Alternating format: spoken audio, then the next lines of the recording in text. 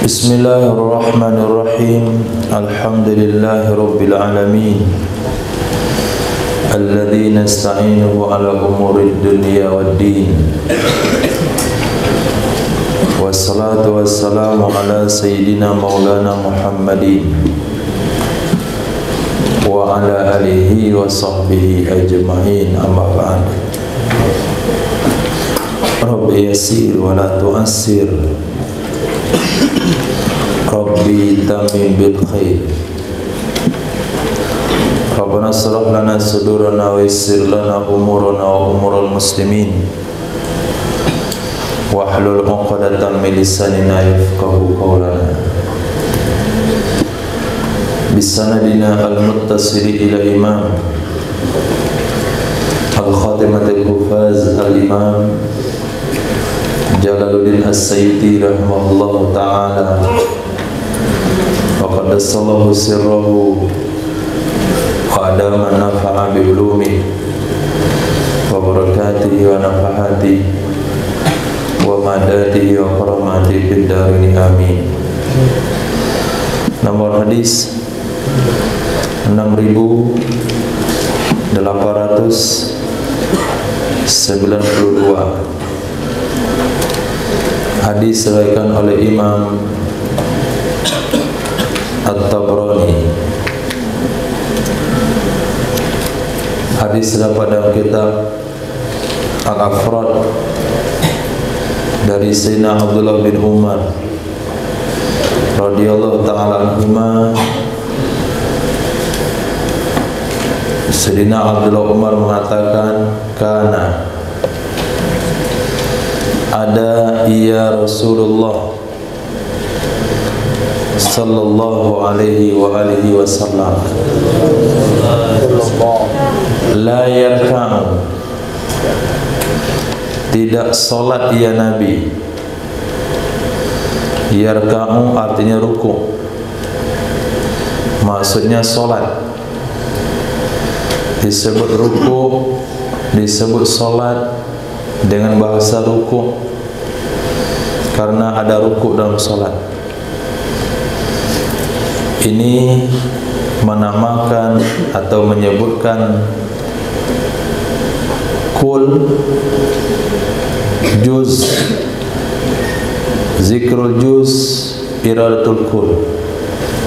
Disebutkan sebahagiannya, maksudnya keseluruhannya.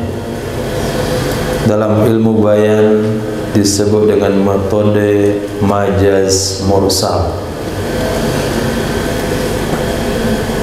Dan kita juga menggunakan bahasa yang sama kadang-kadang, seperti dari kemarin tidak terlihat batang hidungnya.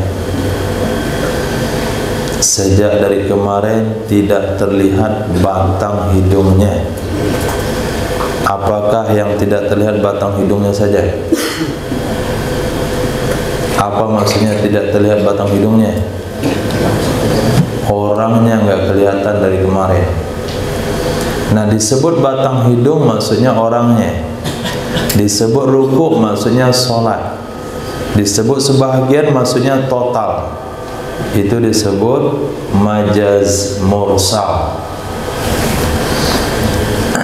Nah, maka boleh antum terjemahkan karena ada ya Rasul tidak ruku'. Itu terjemahan orang yang belajar bahasa Arab.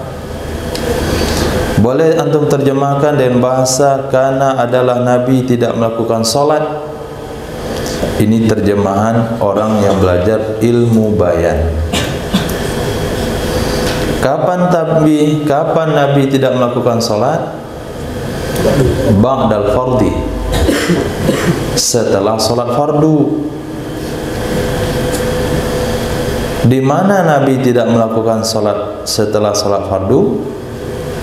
Fi maudhi'in, di tempat yusolli, yang salat ya Rasulullah, bihi, padanya tempat tersebut, al-fardha, akan salat fardu.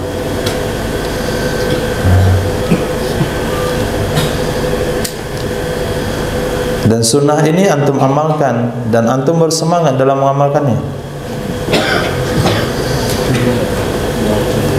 Ketika dikatakan ba'diyah, pasti tidak ada satu orang pun yang ba'diyahnya di tempat salat fardunya.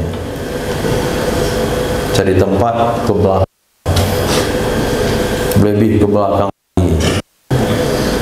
Lapor dulu ke rak kita, lapor dulu ke cermin.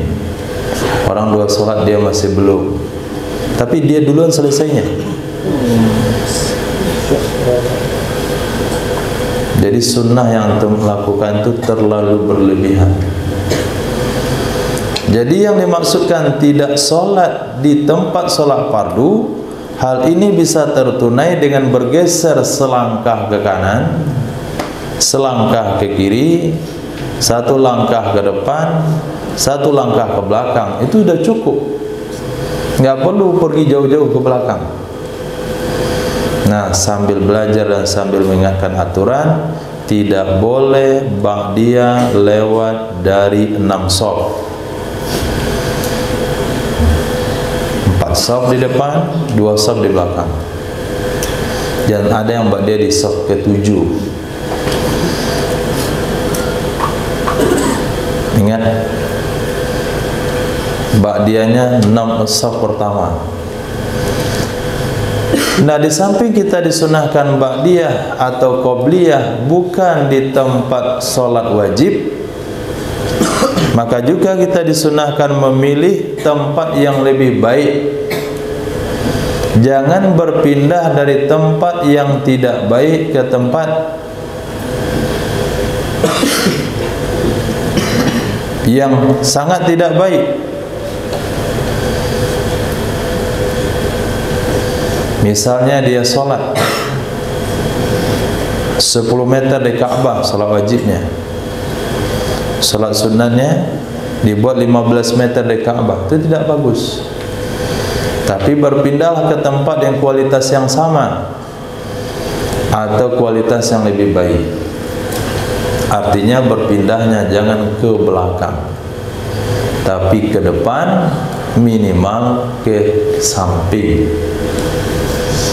Untuk apa kita disunahkan berpindah dari tempat ke tempat? Kenapa tidak dianjurkan istiqomah di satu tempat? Ulama menjawab, li kasratis syahadah, supaya banyak saksi di akhirat kelak bahwa kita melakukan ibadah sholat. Tempat ini mengatakan fulan solat, ya Rabb, dia tempat solat sunat tempat saya. Ya Rabbi, dia duha tempat saya 2 rakaat. Ya Allah, tempat saya juga 2. Hanya kalau dia duha tu mulai situ tu 2 sampai 8. 4 tempat. Pergi ke masjid solat Jumat, antum melakukan duha 8 rakaat, 6 rakaat. Solat di satu tempat 2 pulang ke akhirat. Ya Allah, si fulan pernah duha di tempat saya. 1 kali antum mendapatkan sanjungan. Tapi ketika melakukan duha 6 rakaat di 3 tempat, apa kata masjid? Kata satu tempat solat, ya Allah, dia duha tempat saya. Kata lain juga tempat saya juga, ya Rabb. Di tempat saya juga, ya Rabb. 3 kali yang ngomong. Maka ini akan menguatkan kesaksian di akhirat kelak. Nah, kalau pengen disebut-sebut, memang bagus beramal supaya disebut-sebut, tapi jangan di dunia, di akhirat kelak. Itu salah satu hikmahnya kenapa Rasul tidak sholat sunat di mana beliau melakukan sholat fardu. Titik. Karena adalah baginda Rasul sallallahu alaihi wasallam la yus'alu, tidaklah diminta, la yus'alu, tidaklah diminta dianya Rasul sallallahu alaihi wasallam syai'an, akan sesuatu,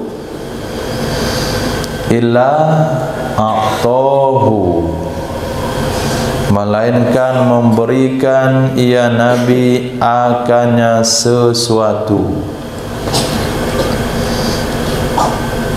atau sakata, diam ia Rasulullah.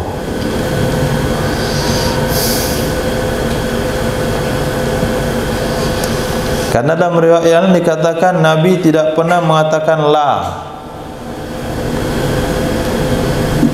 Tidak ada dalam rumus hidup Nabi itu la, kecuali ketika membaca la ilaha illallah. Jadi yang sering secara umum Nabi itu sering menjawab iya, kecuali dalam bab hukum. Dalam bab hukum itu ada la, ada iya, ada bala, ada na'am.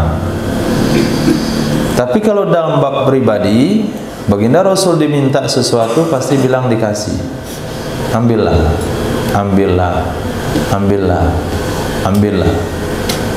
Kalau Nabi tidak mau memberi, Nabi tidak katakan tidak, tapi Nabi diam saja.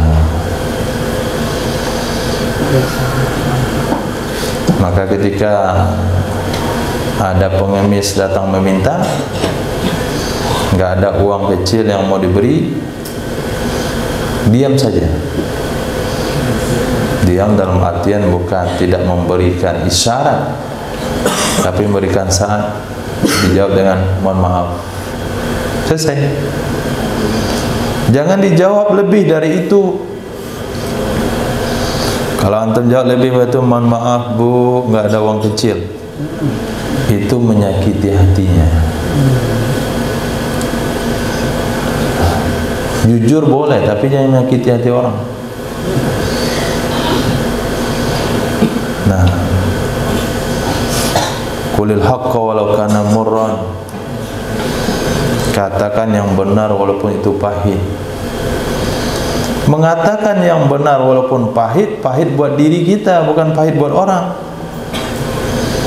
Sebetulnya saya mau jujur,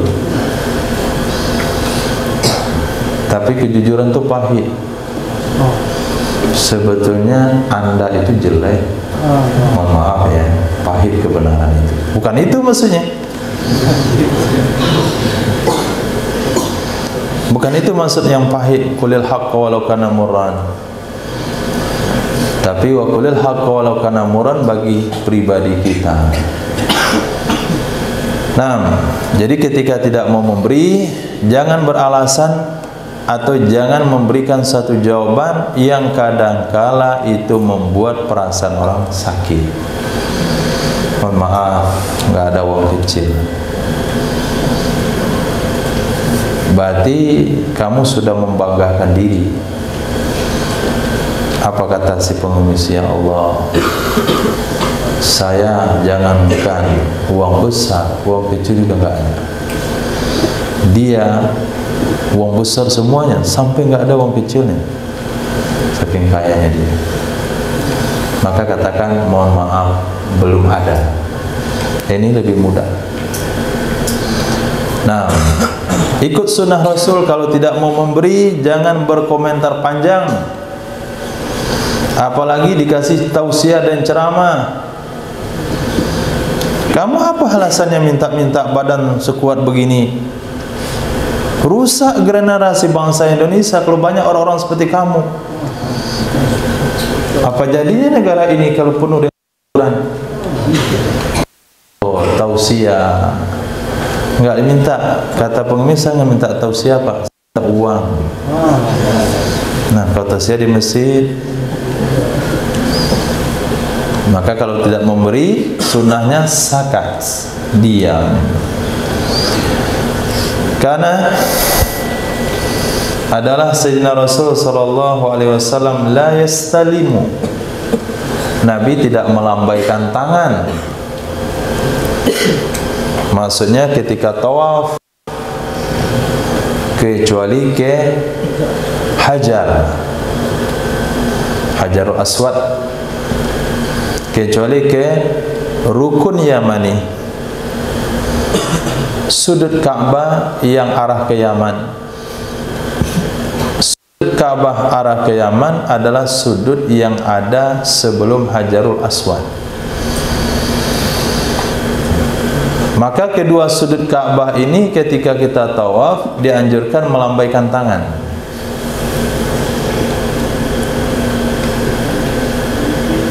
Dicium tangannya. Bila saut, jangan bersuara. Sementara istimewanya sudut Ka'bah, sudut Hajarul Aswad itu dicium Hajarul Aswadnya dengan cara meletakkan dahi di atasnya. Sementara dua sudut Ka'bah yang lain disebut dengan sudut Syamain, dua sudut yang mengarah ke negeri Syam. Nah, sudut ini tidak sunnah kita melambaikan tangan dan tidak sunnah menciumnya. Ada di satu sudut Ka'bah seperti tonjolan batu. Dia bukan Hajarul Aswad. Nah, kadangkala orang-orang yang tawaf juga melakukan gerakan atau tindakan ke batu tersebut. Itu tidak disunahkan. Di antara yang disunahkan juga adalah menempelkan dada antara Hajarul Aswad dengan pintu Ka'bah. tempelkan dada di situ, minta kepada Allah, doa dikabulkan. Itu disebut dengan multazam. Multazam artinya tempat merapatkan badan. Tapi kadangkala karena rindunya dengan Ka'bah, Hajar Aswad nggak berani melawan arus. Multazam juga apalagi, itu dekat juga dengan Hajar Aswad. Kadangkala asal memegang kelabu Ka'bah sudah cukup lah, mau di pojok mana nggak peduli. Nah, kalau dasarnya imtisal atau dasarnya ittiba itu tidak ada dalilnya. Tapi kalau dasarnya adalah mahabbah, cinta, itu cinta nggak perlu pakai dalil. Kenapa kamu cium Quran selesai mengaji? Saya cinta Al-Quran. Mana dalilnya? Jangan ditanya dalil. Kenapa kamu mencium dinding Ka'bah? Kan tidak sunnah. Betul, saya tidak sunnah. Saya juga mengaji. Tapi sejauh-jauh itu saya datang, kalau nggak bisa saya cium pojok-pojok yang lain, minimal pojok yang kosong ini saya cium. Dasarnya apa? Mahabbah. Nggak perlu pakai dalil. Kenapa kamu melakukan ihtifal kelahiran Nabi? Cinta. Jangan tanya dalil cinta. Cinta tidak pakai dalil.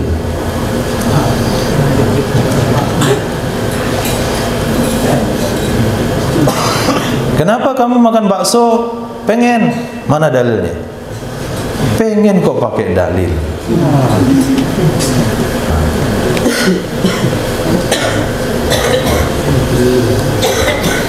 Kenapa kamu beli mobil warna merah? Senang. Mana dalilnya? Kan bodoh itu.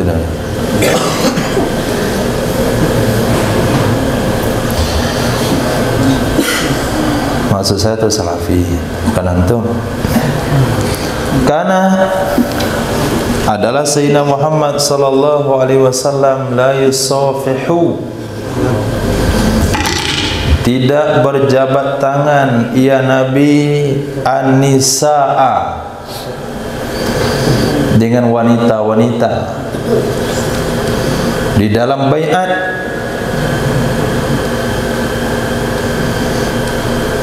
Kata orang yang tekstual, dalam baiat yang tidak.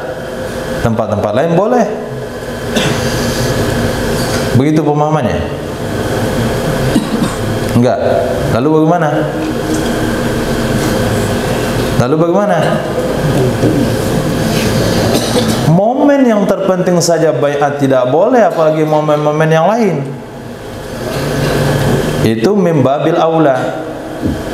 Ulama usul fiqh menyebut dalam kategori qiyas aulawi, atau istilah yang lain yang qiyas jali. Baiat itu penting sehingga makom pertama didudukan kedudukan sahabat seperti ahlul badar sebelum ahlul badar, yaitu ahlu baiatir ridwan. Berarti penting baiat, dan Allah cerita dalam Al-Quran tentang baiat. Nah, perkara yang sepenting itu Nabi tidak berjabat tangan dengan wanita, apalagi yang gak penting. Ini pondok pesantren. Antipinya. Kenapa jabat tangan? Ya, bapak dengan anak apa masalah? Haram. Nah, nggak ada bahasa bapak dan anak di situ.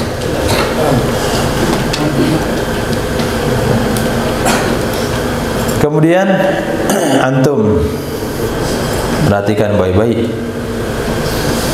Yang boleh dijabat tangannya itu cuma 7 orang. 1, ibu dan ke atas. Ibunya ibu. Ibunya ibu. Nah, ibunya ibu.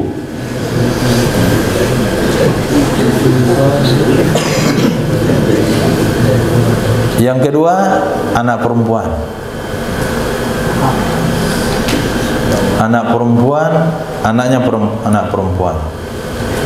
Terus ke bawah. Anak, cucu, cicit. Cocot, cacat.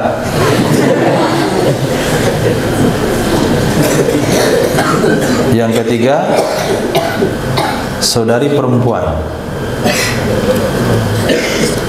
Yang keempat, anak perempuan dari saudari perempuan. Yang kelima, anak perempuan dari saudara laki-laki. Yang keenam, saudari perempuan ibu. Yang ketujuh, saudari perempuan bapak. Lain dari 7 orang ini tidak boleh antum jabat tangannya. Dalam bab nasab ya, bab kawin dan lagi nanti. Itu kan belum kawin, nggak usah dibahas. Nah, dalam bab nasab 7 orang tidak boleh dijabat tangannya. Berarti tidak boleh berjabat tangan dengan anak bibi. Tidak boleh berjabat tangan dengan anak tante atau saudara sepupu. Apalagi di Minangkabau itu menganggap erat hubungan anak saudara ibu, anak saudari ibu.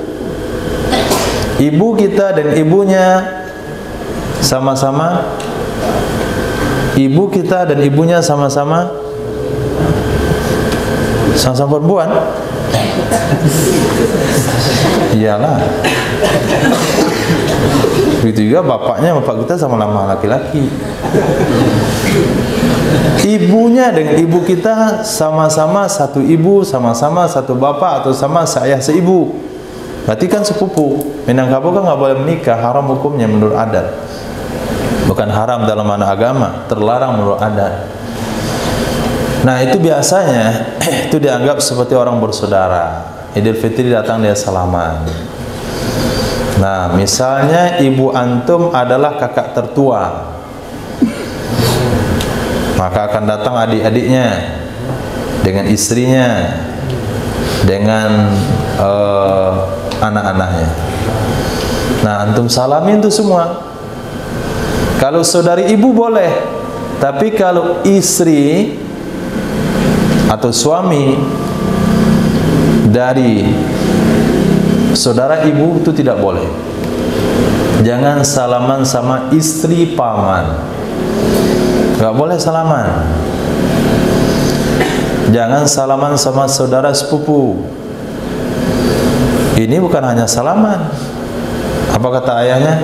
Antarkan adik kamu tuh, ada beli di kedai. Dibonceng lah adik sepupunya. Haram hukumnya, abro.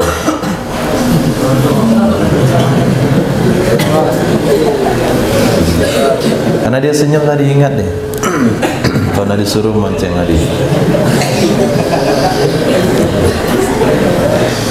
Kayak jadi la yusafirun nisa, jangan berjabat tangan dengan Nabi, tidak pernah berjabat tangan dengan wanita dalam bai'at. Karena adalah Sayyidina Rasul sallallahu alaihi wasallam la yusallil maghriba, tidak salat ya Rasul sallallahu alaihi wasallam akan salat maghrib hatta yuftira, sehingga membatalkan puasa ya Nabi, sehingga berbuka ya Rasul, walau ala syarbati minal ma, walaupun ada ia berbuka dengan seteguk air, walaupun ada ia berbuka dengan seteguk air. Walau ala ditakdirkan karena sebelumnya. Walau kana ala syarbatin, seteguk dari air. Itu sunnahnya, menyegerakan berbuka. Alhamdulillah, wabihi tutimus shalihat. Sunnah ini juga kita amalkan. Nah, bahkan bukan hanya atas seteguk air, tapi dengan secangkir kola, tambah sepiring mie goreng, tambah dengan berbagai macam gorengannya, sampai sepanjang sholat itu hanya mencium sendawa dari buka-buka puasa. Nah, keluar minyak. Enggak dianjurkan makan semuanya. Seteguk air, beberapa butir korma, kemudian mungkin 1-2 buah makanan ringan. Karena ada ya Nabi sallallahu alaihi wasallam la yusalli, tidak salat ya Nabi qabla al-aidi, sebelum hari raya, syai'an, akan apapun. Fa idza raja'a, maka apabila kembali ya Rasul sallallahu alaihi wasallam ila manzilihi, ke rumahnya Nabi, shalla rakaatain, salat ya Nabi sallallahu alaihi wasallam 2 rakaat.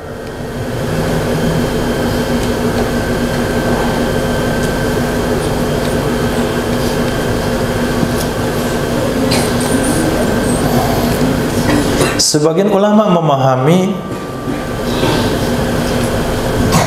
memang tidak ada sama sekali solat sunat sebelum Id,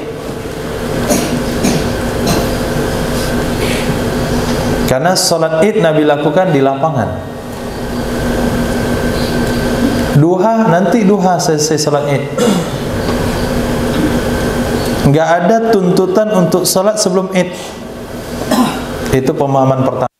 Tidak, tetap kita dianjurkan salat qabliyah, salat tahiyatul masjid. Kita masuk dalam masjid, kita salat 2 rakaat, salat tahiyatul masjid. Lalu datang orang, kamu enggak baca hadis ya? Nabi enggak salat apapun sebelum salat Id.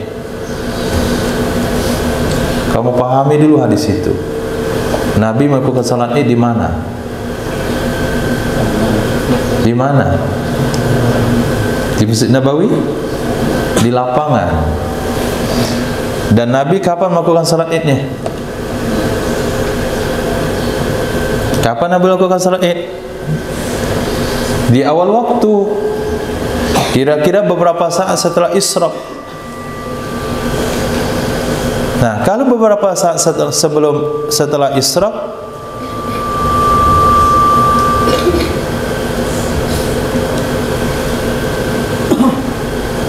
maka tidak ada duha, belum masuk waktunya, tidak ada tuntutan salat tahiyatul masjid karena dikerjakan di lapangan.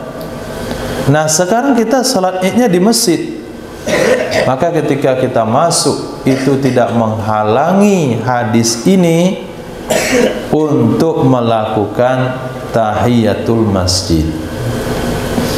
Apalagi kalau sampai salat Id-nya lama, jam 7 belum juga dimulai. Kaum muslimin yang masih di rumah, yang masih jalan, dipercepat langkahnya. Sebentar lagi jam 7.30 kita akan mulai salat Id. Dan dari tadi sudah masuk waktu salat duha. Dan kita tahu dengan diri pribadi kita masing-masing, kalau sudah selesai salat Id mustahil mau duha. Mana tak mustahilnya? Ya, selesai salat Id salam-salaman. Sampai salam-salaman, duduk makan-makan, kemudian pulang ke pondok, berhadapan dengan kambing, masa potong sebagainya, kapan mau duha? Nah, maka kalau sekiranya seseorang melakukan duha sebelum sholat id karena waktunya memang panjang, itu juga tidak bertentangan dengan hadis ini, karena maksud dari hadis ini Nabi tidak melakukan sholat sunat sebelum id. Maksudnya adalah tidak ada qobliyah Idul Fitri dan qobliyah Idul Adha. Dan lihat di sini baginda Rasul selesai sholat id pulang ke rumah sholat 2 rakaat. Hadis hasan. Karena ada ya Rasul sallallahu alaihi wasallam la yusalli rak'ataini ba'dal jumu'ah, tidak melakukan salat 2 rakaat setelah salat Jumat. Nah, kalau berhenti di situ apa kesimpulannya? Tidak ada ba'diyah Jumat. Maka tidak boleh memahami hadis itu sepotong. Wala rak'ataini ba'dal maghrib, dan Nabi juga tidak melakukan 2 rakaat setelah maghrib. Kalaulah sampai di situ hadisnya, antum yang pertama sekali mengamalkan sunnah ini.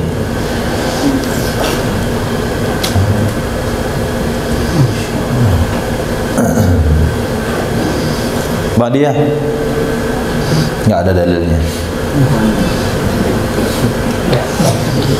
Jelas saja dalilnya, dia cari-cari akal bagaimana nggak ba'diyah. Hadisnya bukan sampai di situ. Sesat umat kalau pemahamannya, kalau hadisnya hanya dibaca sampai di situ. Kecuali di rumahnya Nabi, kecuali pada keluarganya Nabi. Nabi tidak ada ba'diyah Jumat di masjid kecuali dah nyampai di rumah. Nabi tidak melakukan ba'diyah setelah maghrib kecuali kalau dah nyampai di rumah. Nah, bagaimana kita mengamalkan hadis ini? Boleh atau tidak? Boleh atau tidak? Boleh. Sunnah. Kalau memang yakin sampai di rumah sholat. Dan tu amalkan di Ittihad situ, enggak ada lagi yang ba'diyah Jumat. Kenapa hadisnya Nabi tidak ba'diyah selesai salat Jumat kecuali dah nyampai di rumah? Sampai di pondok siapa yang ba'diyah Jumat? Di jalan tadi dah batal wudunya, malas wuduk lagi, sunnah pun. Nah, kalau model itu halnya, maka tidak dianjurkan untuk membawa ke rumah. Atau dia akan melakukan ba'diyah di rumah tapi dengan kualitas yang berbeda, sambil mendengarkan TV, sambil mencium aroma makanan. Pulang dia ke rumah ba'diyah maghrib, agak dipercepat sedikit, enggak pakai iftitah, itu bau sotonya dah keluar, waktu rukuk dah kebayang goreng ayamnya. Akhirnya solatnya tidak khusyuk. Nah, membawa ba'diyah ke rumah dengan mengurangi kualitasnya atau dikhawatirkan tidak dilakukan, tidak dianjurkan.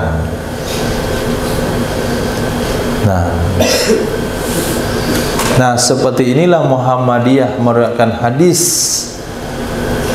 tarawih 443 kepada jamaahnya. Dia tidak menyampaikan hadis secara lengkap. Datang seorang laki-laki, diulang lagi biar mantap. Seorang laki-laki datang pada Sayyidatina Aisyah radhiyallahu taala mengatakan, bagaimana salatnya Nabi di malam Ramadan? Jawaban Sayyidah Aisyah, Nabi salat 4 rakaat sekali salam. Wala tas'alu an tulihinna wa husnihinna, jangan kamu pertanyakan bagaimana lamanya salat Nabi 4 rakaat tersebut dan bagusnya. Kemudian Nabi salat 4 rakaat sekali salam, jangan kamu tanyakan bagaimana indahnya dan lamanya salat Nabi tersebut. Kemudian Nabi salat 3 rakaat sekali salam, 4-4-3. Muhammadiyahnya menyampaikan hadis sampai di situ. Enggak lengkap sampai ke ujung. Kalaulah lengkap sampai ke ujung maka hilang argumennya. Apa kata Sayyidah Aisyah di ujung hadis? Nabi tidak menambah dari 4-4-3 tersebut, baik di dalam Ramadan maupun di luar Ramadan. Di dalam Ramadan, di luar Ramadan, dalam Ramadan, di luar Ramadan. Sejak kapan tarawih ada di luar Ramadan? Oh, berarti itu bukan dalil tarawih, itu adalah dalil solat witir yang digunakan untuk tarawih. Ini terjadi penyimpangan hukum dan pengamalan yang tidak sesuai dengan sunnah ketika dia tidak menyampaikan hadis secara lengkap. Sama juga di sini, kalau ilahnya nggak disebut, kalau nggak sampai ilah fi ahli, hilang di catatannya, robek kitabnya. Karena adalah Nabi SAW. Ini obat gatal-gatal, obat kudis, obat bisul. Karena ada ya Nabi SAW la yusibahu, tidaklah menimpa akannya Sayyidina Rasul korha, oleh kudis, luka yang menyebabkan bekasnya tersisa lama, itu disebut dengan kudis. Wala saukah, tidak juga duri atau sejenisnya, ketusuk paku, keinjak keramik tajam, keinjak batu tajam. Apa obatnya? Illa melainkan wada'a alaihal hinna, meletakkan ya Rasulullah sallallahu alaihi wasallam di atasnya luka akan inai. Nah, obatnya inai. Ada sesi pertanian di sini, sesi kesehatan lah. Diminta anak-anak pohon inai ditanam dekat sini, bibitnya. Ketika luka, ambil daunnya, giling batu dan tempelkan ke mana luka. Karena kuku makan daging, masukkan air inai ke situ, tambal inainya, ikat malam. Kemudian kena bisu, hancurkan inainya, tambalkan ke situ, balut dan kain. Kemudian gata-gata, giling inainya, tambal situ, balut dan kain. Ketusuk paku, buang darahnya, pencet, buang racunnya, tambalkan inai ke situ. Enggak bisa masuk inainya, perbesar lubang lukanya, kasih inai di situ. Nah, inai itu obat daripada luka, obat kulit. Mencret, diremas daun inai, saring airnya, minum, tambah mencretnya. Kata Nabi, siapa ngajarin kamu untuk obat dalam? Hadis saya cuma untuk obat luar. Dia obat luar yang pakai untuk obat dalam. Ini obat dalam, obat luar sama saja. Salep dihancurin pakai air, lalu dia diminum biar cepat sembuhnya. Tenggorokannya yang berkudis, lalu minum salep. La yatruku ahlahu lailan, adalah baginda Rasul sallallahu alaihi wasallam tidak mendatangi istrinya lailan di malam hari. Tinggal karena adalah Nabi sallallahu alaihi wasallam la yadhaq, tidak tertawa, illa tabassuman, kecuali senyum. Jadi kalau ada yang lucu, jangan tertawa, senyum saja. Senyum. Perbanyak senyum.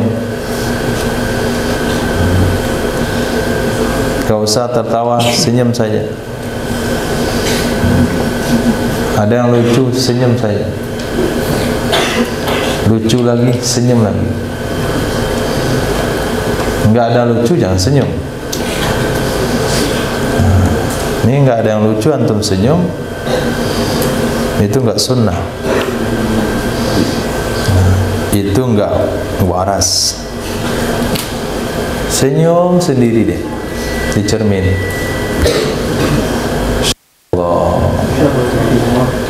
Nabi katakan tabassumuka fi wajhi akhika. Senyumnya kamu di muka kawanmu, bukan di muka sendiri. Enggak sunnah. Nabi tidak mengetuk, tidak mendatangi istrinya di malam hari. Mana ini adalah ketika Nabi melakukan safar. Kemudian datang ke Madinah, sudah tengah malam. Nabi tidur di masjid. Nabi nggak langsung pulang ke rumah. Kenapa? Kenapa? Itu yang nggak boleh dijelaskan di momen ini. Nah, dia harus di majelis khusus dengan orang-orang khusus. Jadi pemahamannya itu saja. Nabi kalau datang jauh-jauh dari perjalanan malam sampai di Madinah malam-malam, enggak langsung pulang ke rumah tapi tidur di Masjid Nabawi. Kenapanya jangan dibahas. Hadis berikutnya, karena ada ya Nabi SAW la yutilul mau'izah, tidak berpanjang lebar memberi nasihat pada hari Jumat. Nabi tidak panjang lebar memberi nasihat pada hari Jumat. Jadi isi khutbah hari Jumat tidak panjang. Masjid yang lain sudah iqamah, dia masih khutbah. Masjid yang lain sudah zikir, dia masih khutbah. Enggak sunnah.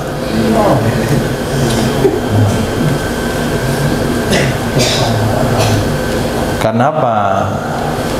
Karena dalam riwayat dikatakan salah satu yang menunjukkan orang itu paham hukum atau tidak, yaitu pendek khutbahnya, lama sholatnya. Berarti tahu agama. Khutbahnya panjang, Masya Allah. Mulai politik dalam negeri sampai politik luar negeri, dalam negeri sampai ke luar negeri. Bahas sampai pada lurah sampai presiden dan sampai presiden PBB. Pas mau sholat, ayatnya Qul huwallahu ahad.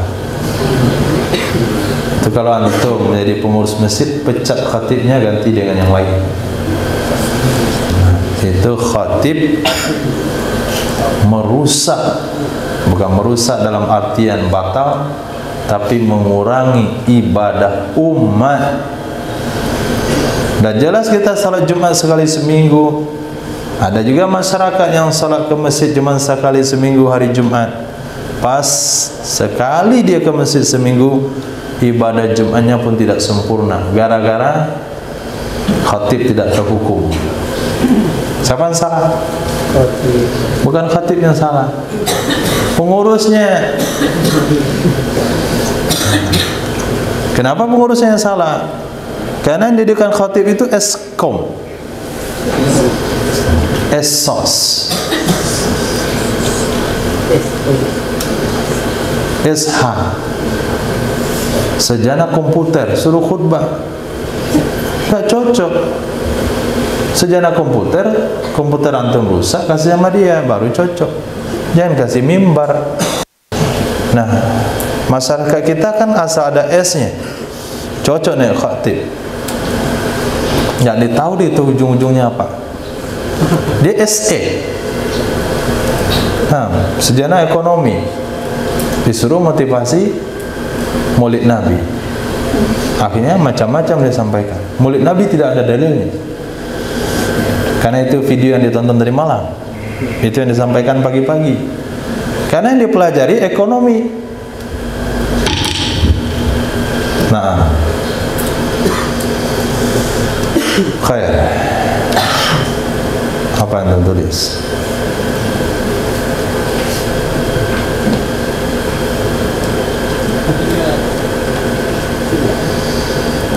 Karena la ya'rifu faslas surah. Ini juga hadis kita tujukan kepada kelompok yang tidak mau baca basmalah. Bukan di awal Al-Fatihah. Kalau di awal Al-Fatihah itu suruh cari sama dia Quran Al-Fatihahnya nggak pakai bismillah. Yang awalnya Alhamdulillahirabbil alamin, ayat nomor 1 Al-Fatihahnya. Kalau dia punya boleh. Tapi yang ternyata seluruh Quran bismillah ayat nomor 1 Al-Fatihah. Kemudian kata dia, saya nggak baca bismillah dalam sholat. Itu pendapat ngawur. Nah, bukan ngawur untuk seluruh mazhab ya. Ngawur untuk mazhab orang-orang yang mayoritas di Asia ini, mazhab Imam Syafi'i. Nah, sekarang setelah baca Al-Fatihah mau membaca surah, udah jelas ditulis basmalah di situ, dia nggak mau baca. Nah, perlu Anda melihat hadis ini dalam Sunan Abi Daud, hadisnya sahih, riwayat Sayyidina Abdullah bin Abbas. Beliau menceritakan karena adalah Sayyidina Rasul sallallahu alaihi wasallam la ya'rifu, tidak mengetahui ya Rasul, faslas surah, pemisah surah. Nabi tidak tahu bahasanya surah Al-Baqarah telah habis lalu bersambung dengan surah Ali Imran. Nabi tidak mengetahui bahasanya surah Al-Anfal sudah habis lalu bersambung dengan surah At-Taubah. Oh, beda. Kalau At-Taubah itu sengaja nggak dikasih basmalah dan dua alasan. Alasan pertama, At-Taubah adalah surah Al-Anfal. Alasan kedua, At-Taubah isinya adalah perang. Kita ketepikan surah At-Taubah karena dia punya alasan khusus. Bagaimana Nabi mengetahui bahasanya surah Qul ya ayyuhal kafirun sudah habis bersambung dengan Idza jaa nasrullah? Bagaimana Nabi tahu bahasanya Qul a'udzu birabbil falaq sudah selesai lalu setelahnya surah An-Nas hatta yanzila alaihi bismillahirrahmanirrahim, sampai diturunkan kepadanya Nabi bismillahirrahmanirrahim. Ketika malaikat Jibril datang, wahai Muhammad, isma, bismillahirrahmanirrahim, barakalladzi. Oh, berarti kata Nabi surah-surah yang kemarin itu sudah habis ayat-ayatnya dan ini surah baru. Berarti bismillah diturunkan atau tidak? Bismillah dibawa malaikat Jibril atau tidak? Dibawa oleh malaikat Jibril.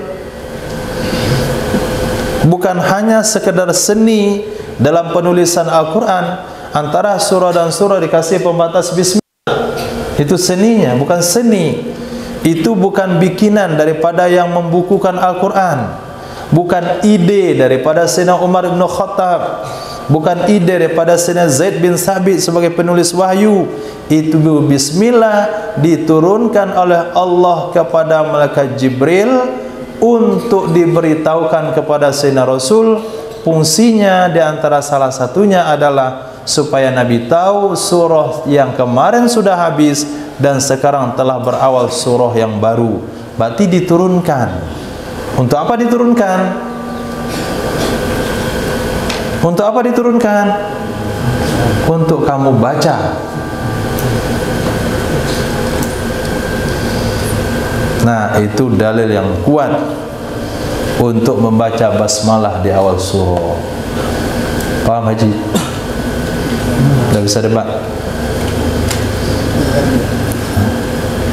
Maka pembahasan yang barusan saya sampaikan sama antum, antum rekam baik-baik, kemudian antum sampaikan sama Abdullah. Enggak, Abdullah itu dulu anti basmalah, belum cocok bahasanya, dibagusin lagi sampai antum punya argumen begini cara penyampaian retorika bahasa untuk supaya umat memahami baca basmalah di awal surah itu penting, supaya umat sadar bahasanya bismillah itu bukan hanya sekedar seni pemisah sehingga mereka tidak mau membacanya. Itu adalah yang diturunkan Allah kepada malaikat Jibril untuk disampaikan kepada Sayyidina Rasul sallallahu alaihi wasallam. Hadis sahih, bukan hadis dhaif. Nah, tahu dalilnya mana? Ini pulang kampung antum berubah-ubah. Kadang-kadang jadi Syafi'i Tulain, kadang-kadang jadi Wahabi. Kenapa enggak baca basmalah? Saya dengar Imam Isa kemarin enggak baca basmalah. Saya suka baca basmalah juga, menyesuaikan. Itu bukan ustaz yang punya pendidikan. Antum salat subuh kemarin di satu masjid enggak pakai kunut imamnya. Antum diminta besok mengimamin salat subuh, apa antum buat? Jangan tanya Pak pakai kunut enggak Pak? Enggak usah tanya, baca kunut Allahumma hadina fi man hadait. Selesai salat subuh ada masalah baru selesaikan.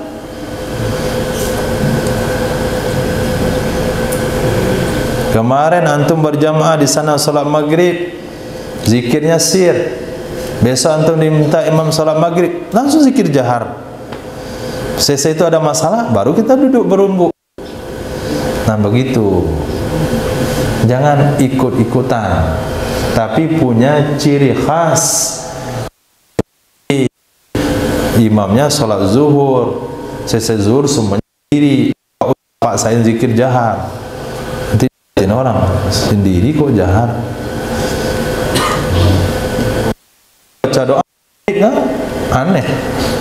Dan itu orang pergi semua. Bismillahirrahmanirrahim. Alhamdulillahirabbil wassalatu wassalam. Enggak ada satu orang pun. Itu bukan fanatik namanya. Itu tidak tahu dengan situasi dan keadaan. Hadis berikutnya. Karena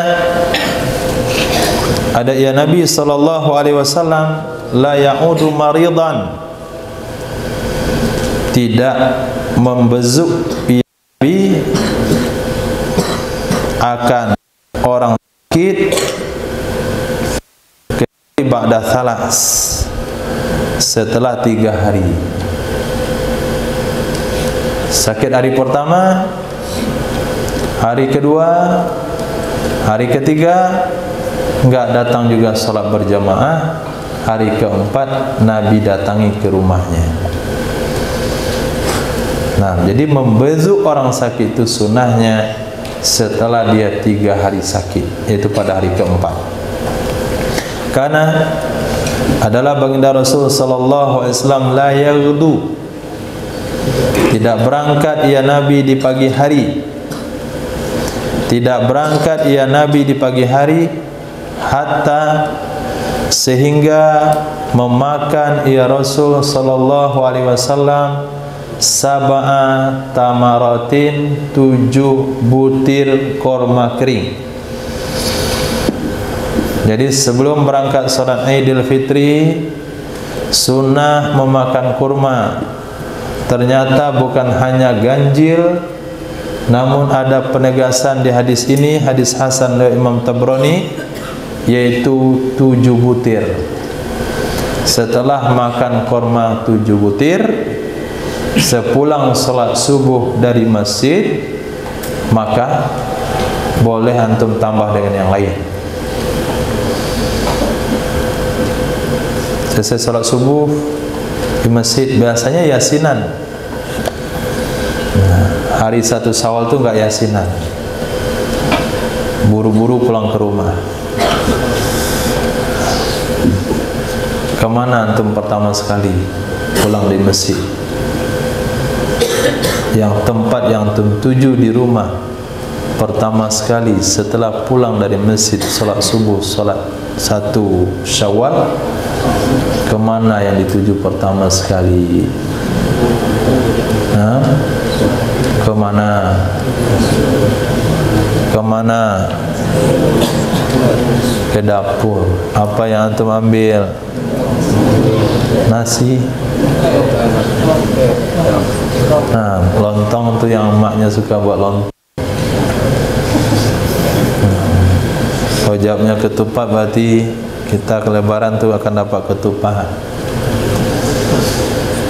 Nah, itu maknanya antum berlebaran, beridul fitri di hari pertama, hari fitrah, telah mengawali awal kehidupan dengan bid'ah. Sudah disucikan selama 30 hari dari Ramadan, mengawali hari fitrah justru diawali dengan bid'ah. Lontong dulu, katupek lebaran, dengan gulai tunjang, campur kerupuk lado, jangan lupa kacang tujin. Bukan, kurma dulu, kurma 7 butir. Nah, selesai makan kurma 7 butir, berarti kita telah mengawali hari fitrah ini dengan fitrahnya Sayyidina Muhammad, dengan makanan yang fitrah, yaitu makan kurma. Selepas itu terserahlah mau makan apa, kue bolu ke, kue panggang, udang ayam, lontong gatupe, tambah nasi sekalipun, jangan lupa cendolnya. Sehingga selesai sholat itu, belum lagi selesai dah bulat dia. Apa tu yang dipancing di, yang ikan yang enggak boleh dimakan tu? Si buntal. Insyaallah. Mengkilat bibirnya pagi-pagi waktu salat Id. Tu khatib tu sampai ngunyah-ngunyah saya. Angkat daging ayam tadi. Okey, enggak ada masalah. Tapi yang penting 7 butir kurma sebelum yang lain. Karena tidak meninggalkan akannya Nabi, tidak berpisah dengannya Nabi fil har, baik waktu di kampung, baik waktu di tempat tinggal, wala fis safar, perjalanan oleh mabda. Oh, ini senang sekali dia dengan hadis ini. Pertama, mir'ah, cermin. Apa kata dia? Kan iya itu sunnah selama ini yang saya lakukan. Sehingga sedang baca Quran ada cermin bawah meja, mencek jerawat dah tumbuh atau belum. Oh, alhamdulillah pagi ini dah subur dia. Nah, oh tumbuh satu lagi, masya Allah. Bukan itu sunnahnya. Sunnahnya memiliki cermin pribadi yang Nabi bawa dalam kantongnya. Ada cermin di kantong itu? Ada. Sunnah. Supaya saya makan bisa lihat gigi. Ini ceramah. Makan sebelum sholat Jumat. Ada cabai di giginya. Jamaah lihat, beda khatib hari ini, keluar api di mulutnya. Gunakan cermin, ya. Sorban juga. Cermin yang pertama, bukan bercermin sedang mengaji. Yang kedua, mukhula, kotak celak. Dah punya? Dah punya? Dah punya belum? Beli nanti malam. Oh, senang orang jual celak nanti malam nih. 100 bot habis celaknya. Diborong oleh santri Darul Hijrah. Kenapa? Ngamalkan hadis tadi pagi. Alhamdulillah. Bilang sama tukang jual celak, jangan lupa komisinya. Yang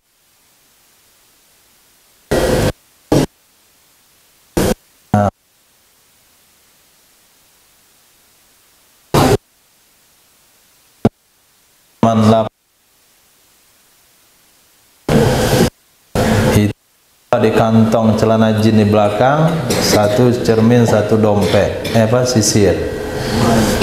Nah, dompetnya di mana? Cerminnya di mana? Di dompetnya ada cermin. Nah, keluarlah itu. Nggak ada minyak rambut, air keran. Nah.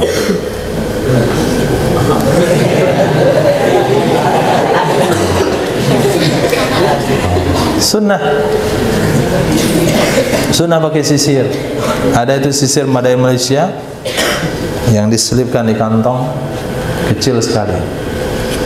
Selesai wudu, sisir jenggot, kumis, sisir rambut.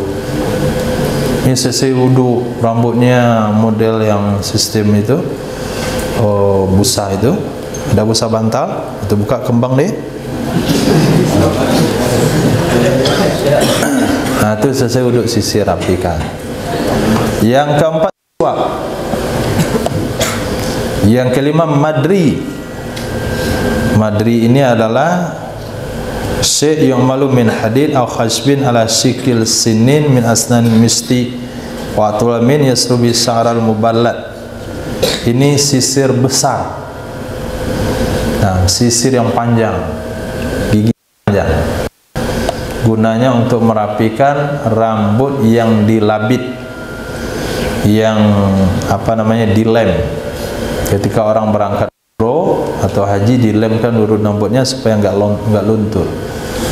Itu nggak perlu. Jadi 4 halnya saja: cermin, kotak celak, yang kotaknya doang ada celaknya di dalam, dan sisir dan siwak. 4 alat. Bahkan ulama simpulkan ada alat yang Nabi miliki, diantaranya lagi jarum, kemudian benang, kemudian apalagi saya pernah dengar itu 9 alat sunnah yang Nabi terus menerus.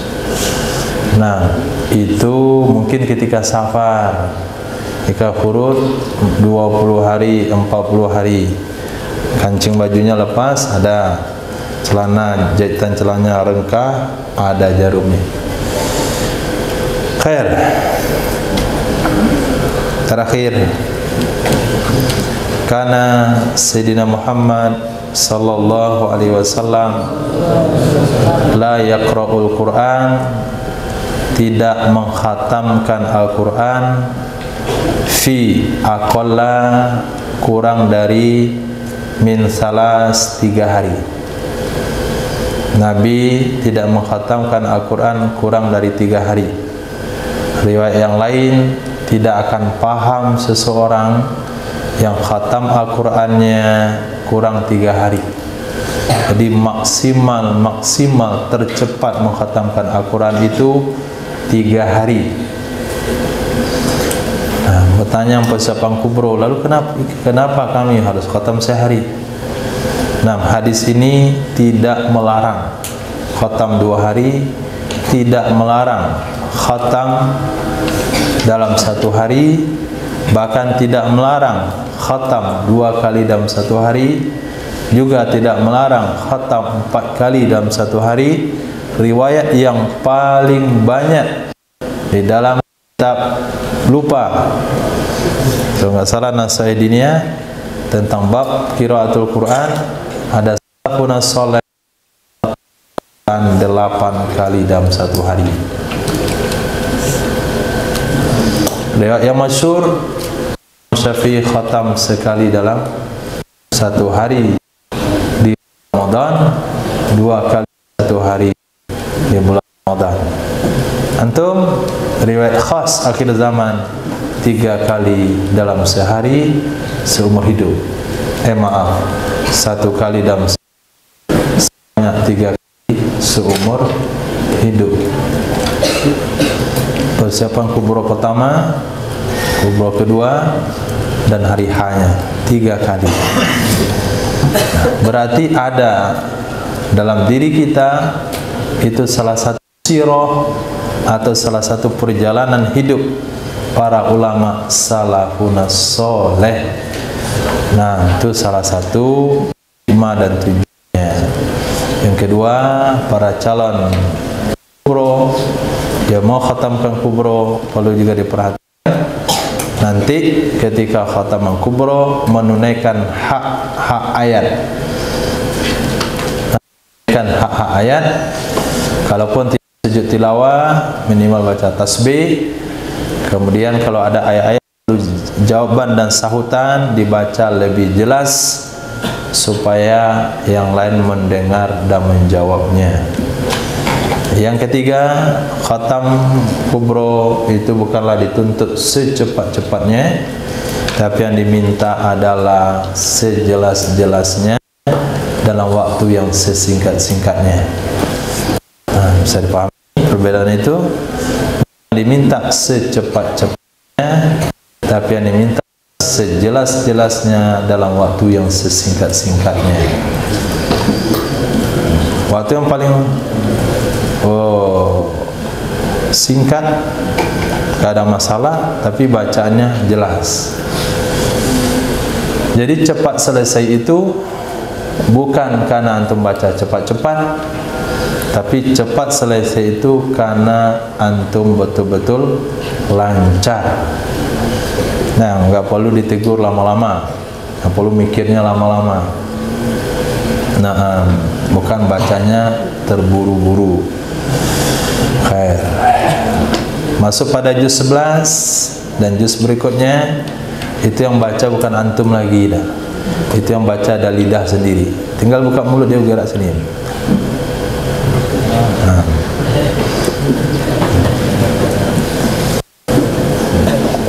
Kalau antum yang baca nggak yakin saya bisa tembus. Tapi itu adalah banyak bantuan dari malaikat. Nah, maka yang persiapan kubro perbanyak salat sunatnya, jangan masbuk. Yang jamaah kedua Apriyadi, siapa namanya? Rinaldi Apriyadi, Apriyadi.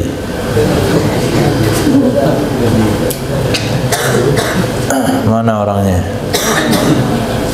Ya, enggak ada pula nih. Ada.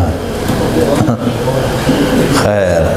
Jadi yang khataman kubro tu banyak solat sunatnya, enggak ada lagi saf-saf belakang. Sudah zikirnya jelas, karena yang baca bukan antum. Nah, yang baca dengan bantuan ilham dari malaikat. Jadi dari malaikat tu dah siap tu bisikan tu, siap membisikkan di seluruh telinga. Ada yang bingung dalam membaca itu karena saking banyak malaikat bisikan. Kata Pak, tunggu dulu, biar saya bisikan. Ini buru-buru dia bisikan, bingung nih, apa ini? Sehingga dia lupa. Cukup. Subhanallah wa bihamdihi, subhanaka wa bihamdika, asyhadu an la ilaha illa anta, astaghfiruka wa atubu ilaik. Subhanaka rabbil izzati amma yasifun. Assalamu alal mursalin. Alhamdulillah.